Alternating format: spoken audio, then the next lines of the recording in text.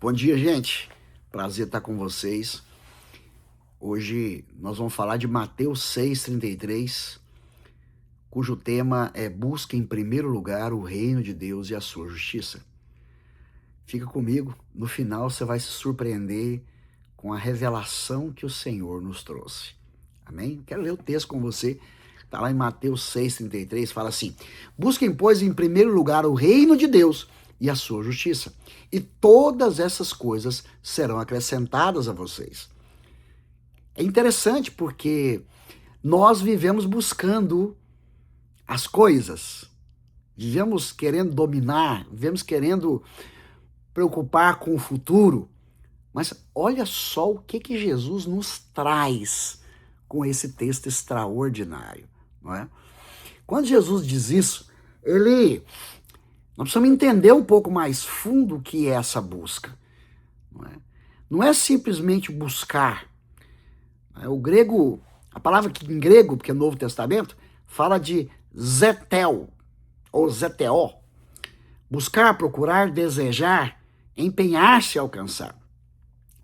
Um detalhe importante aqui, que a forma verbal, ela transmite uma ação contínua.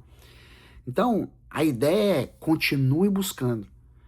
Façam disso a busca constante de você. Não buscar o reino não é simplesmente uma lista de coisas, eu vou falar isso para você, mas é você realmente, todos os dias, estar buscando a vontade de Deus. Então, como é que eu posso encaixar Deus na minha vida? Não é? Essa é a pergunta que o pessoal fala, mas não é essa. O que nós precisamos fazer é mudar isso.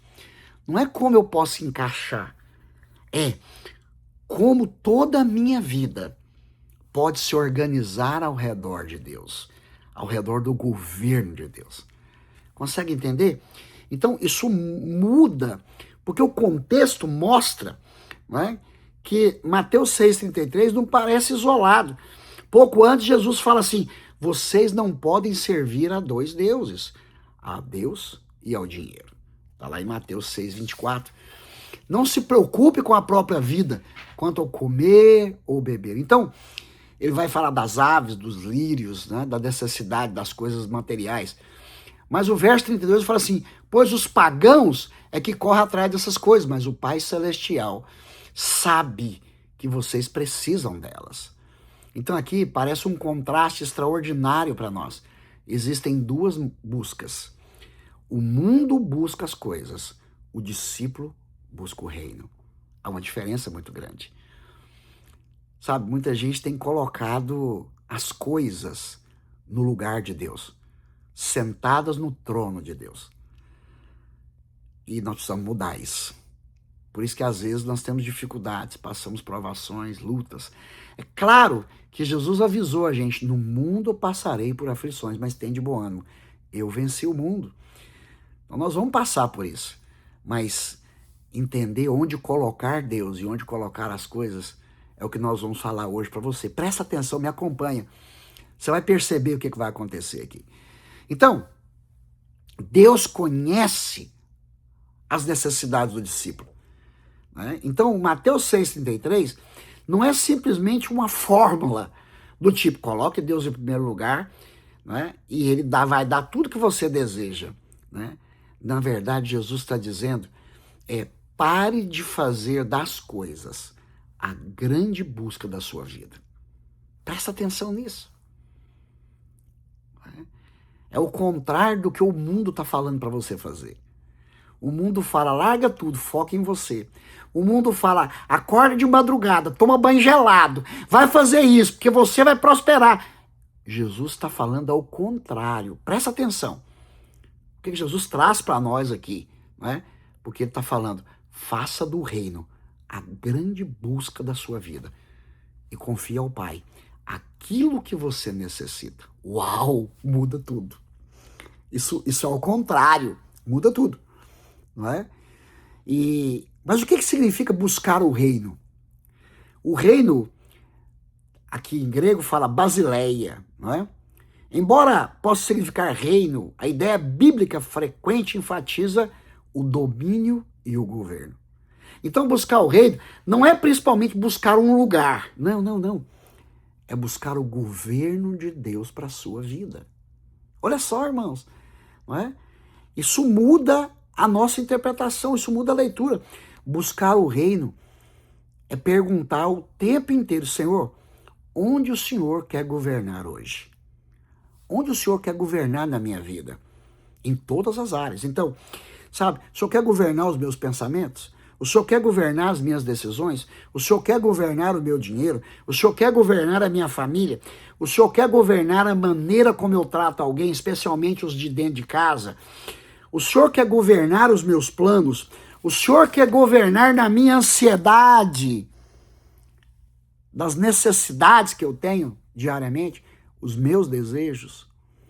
Porque podemos querer a presença de Deus sem querer o governo de Deus. Eu vejo muitas pessoas na igreja querendo a presença, mas não quer que Deus governe. A vontade deles tem que governar, porque senão não serve.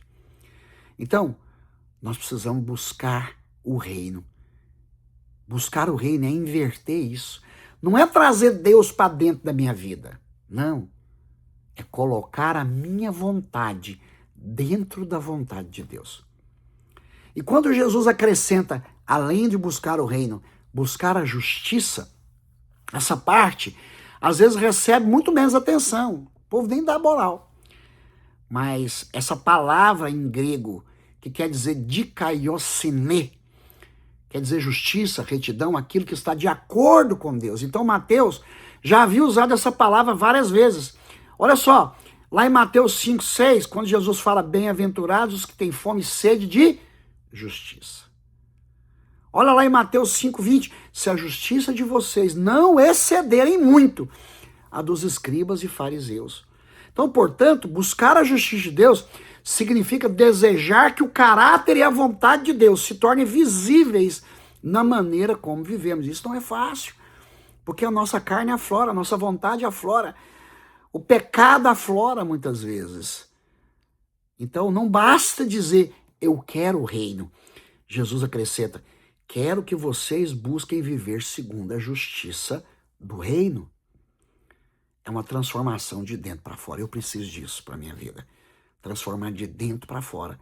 Mudar, inverter aquilo que eu tenho colocado como prioridade da minha vida. Quando ele fala buscar primeiro, o primeiro é muito profundo. Jesus diz, o primeiro aqui no grego é próton, não é?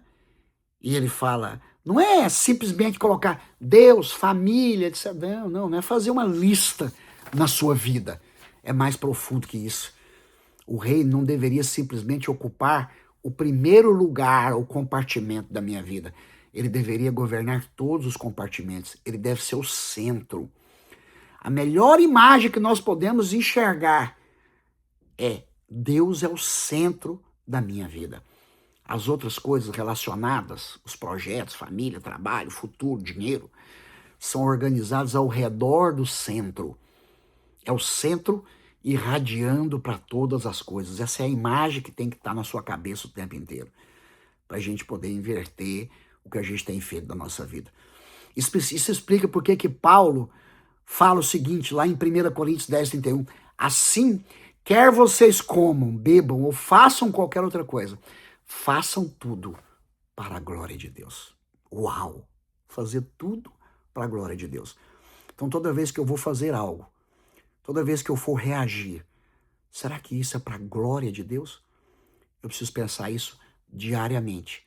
Não é só aos domingos, não é só de vez em quando a necessidade bate à minha porta. Mas eu preciso mudar isso todos os dias da minha vida.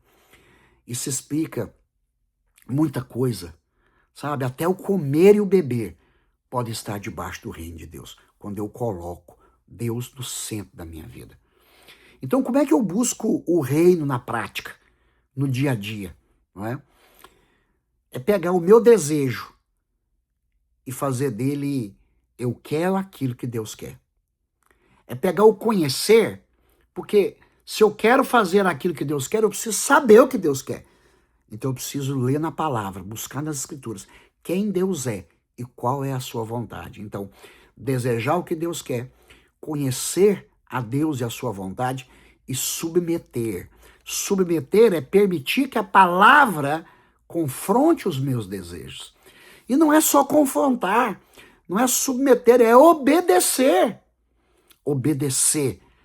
Quando eu transformo aquilo que Deus revelou em decisões diárias para a minha vida, eu preciso fazer isso. Decisões concretas, todos os dias, depois de toda a revelação. Então eu preciso desejar, conhecer, submeter, obedecer, mas acima de tudo, confiar. Deixa de viver consumido pela tentativa de controlar aquilo que pertence ao Pai. Esse é o último ponto fundamental de Mateus 6,33. Não é? Porque Jesus não está ensinando apenas prioridade, ele está ensinando confiança para nós. Então existe uma troca de preocupações, que ela é muito importante para nós. Não é? Talvez essa seja uma das revelações mais bonitas do texto. Jesus praticamente estabelece, não é, duas responsabilidades. Olha só, ele estabelece a responsabilidade do Pai e a nossa responsabilidade. Eu não sei se até aqui você consegue entender qual é a sua responsabilidade e qual é a responsabilidade de Deus. E Deus não foge da responsabilidade, não. Deus assume. E é isso que Jesus está mostrando para nós, não é? Qual que é a minha responsabilidade? Buscar o reino. Uau! Buscar o reino.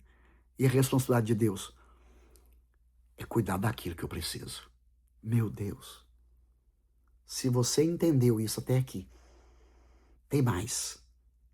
Tem mais. Eu quero reafirmar isso para você. A responsabilidade do Pai é cuidar daquilo do que eu necessito. Olha o que Jesus fala no verso 32. O Pai Celestial sabe que vocês precisam delas. E depois ele fala, todas essas coisas vos serão acrescentadas. Uau!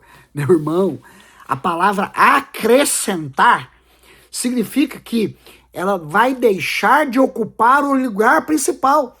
Vai deixar de ocupar o trono de Deus. As coisas não podem ocupar o trono de Deus. Elas têm que ser acrescentadas. Elas têm que estar à volta do trono de Deus. E não no centro. No centro é sempre Deus. No centro é sempre confiança, é entrega. O centro é sempre adoração. Não é? Eu busco o reino. E o Pai conhece as minhas necessidades. E me dá as melhores. Porque Ele faz sempre o melhor para mim. Mas tem algo ainda mais libertador e mais profundo, não é? Quando ele fala que os pagãos, aquele que não entende, não conhece a Deus, não elegeu Ele como Pai, eles buscam e eles correm atrás disso, não é? Quando nós entendemos e mudamos a nossa vida, nós passamos a não correr mais atrás da provisão, mas nós entregamos isso para o provedor. Nós não corremos mais atrás das coisas, mas nós vamos atrás do reino. Nós não vamos mais atrás do controle, manter o controle. Nós apenas confiamos em Deus. Nós vamos trabalhar, nós vamos estudar, nós vamos fazer aquilo que nós devemos fazer, mas confiando em Deus. Eu não vou mais atrás da minha vontade, eu vou para o governo de Deus, atrás da vontade dele. E eu não vou ter ansiedade pelo amanhã. Eu vou confiar e obedecer hoje, porque eu sei que o amanhã pertence ao Senhor. E a gente pode condensar esse versículo da seguinte maneira, eu vou parafrasear aqui para você. Buscar primeiro o reino é fazer da vontade, do governo e do caráter de Deus a principal busca da minha vida. Confiando que o Pai cuidará do que não deve ocupar o trono do nosso coração.